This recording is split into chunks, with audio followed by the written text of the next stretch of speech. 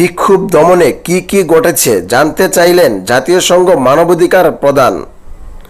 কোটা সংস্কার আন্দোলনের জেরে সৃষ্ট বিক্ষোভ দমনে কি ঘটেছে তার বিস্তারিত তথ্য সরকারকে প্রকাশ করার আহ্বান জানিয়েছেন জাতিসংঘের মানবাধিকার বিষয়ক হাই কমিশনার ভলকার তুর্ক।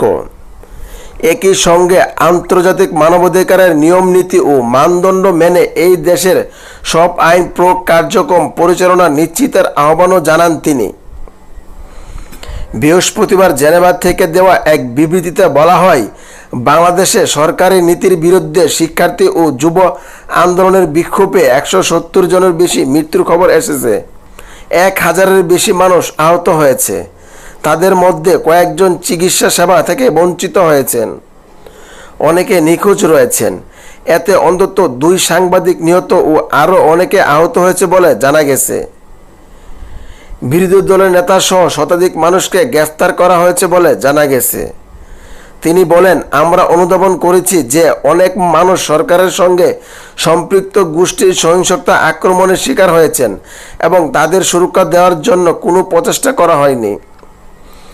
তাই জনসাধারণের বিশ্বাস ফিরিয়ে আনার জন্য এবং এই সহিংসতা যাতে অন্যদিকে পরিচালিত না হয় সেই জন্য সংলাপের জন্য একটি অনুকূল পরিবেশ তৈরি করা উচিত। আমি সরকারকে অনুরোধ করছি যেন আইন প্রয়োগকারী সংস্থাগুলো আন্তর্জাতিক মানবাধিকার কমিশনের নিয়ম এবং মানদণ্ড অনুযায়ী পরিচালিত করুন। একই সঙ্গে বাংলাদেশের আইন শৃঙ্খলা বাহিনী যেন আন্তর্জাতিক মানবাধিকার ভঙ্গ না করে এবং যদি করেন তারা যেন দায়মুক্তি না পায় সেই জন্য আহ্বান জানিয়েছেন তিনি।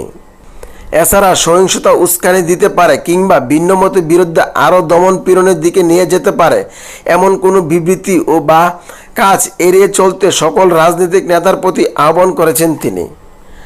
সাংবাদিক এবং মিডিয়া আউটলেট সহ সবাইকে অবাধ্য এবং আন্তর্জাতিক আইনের সাথে সঙ্গতি রেখে যোগাযোগ করার স্বার্থে high commissioner Volker Turk Bangladesh সরকারকে সম্পূর্ণ ইন্টারনেট সংযোগ ও পুনরুদ্ধার করার আহ্বান জানিয়েছেন তিনি আরও যোগ করেন, সরকারকে পরিবারের সুবিধার জন্য নিহত আহত ও আটকদের বিবরণ দিতে হবে।